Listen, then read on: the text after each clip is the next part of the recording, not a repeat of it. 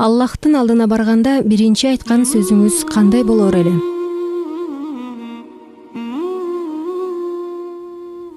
Mahşardабы, кыяматтагы же бейиштеби иншалла деп айтайлычы, иншалла. Биле албайм. Сөз келбей калат го дейм.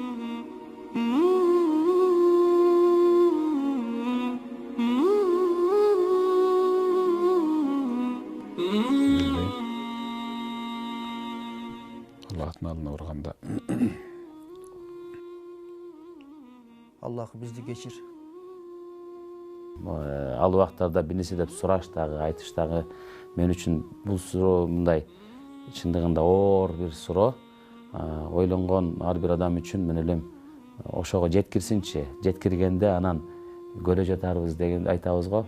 Мен элем иманыбыздын талап Кудай Таалам эгер ошону насип кылып бейиштен көрүү, жамалын көрүү насип кылган болсо, бир гана көз жаш төгүп Аллага шүгүр гана айтуу гана келет го деп ойлойм. Аллах бизди кечир. Мен элестетүү өтө оор мен үчүн негизи. Кандай абалда турарымда айтуу кыйын. Пайгамбар айтканда, Аллахтын алдында кээ бир периштелер бар. Алар силер окуп аткан намаздын кыямында турат. Кээ бирлери рүкүдө турат, кээ бирлери саждада турат. Алар Аллах буйруган күнү кыяматта саждада калса саждадан баш көтөрөт дегенде. Анан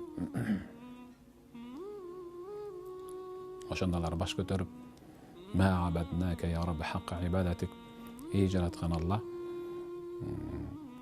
биз сага сен каалагандай ибадат кыла албадык деп баш көтөрүшөт дегенде. Саждада жаратылгандан баштап саждада туруп, саждадан баш көтөргөн ошондой дегенден кийин менен мендешин билбейм чынын айтканда. Мен үчүн оор суроо.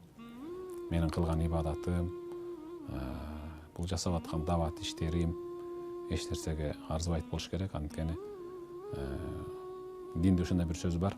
Жакшылык иште канчалык жасасаң дагы аз кылдым дей бер, анткени алдыга умтулуш үчүн деген. Ошон үчүн Умар ибн Абдул Азиз өзү айткан. Ушунча жыл окуган намазымдын ичинен бир эле саждам кабыл болуп калса, анда бейишке киришимдеги үмүтүм өтө чоң дегенде.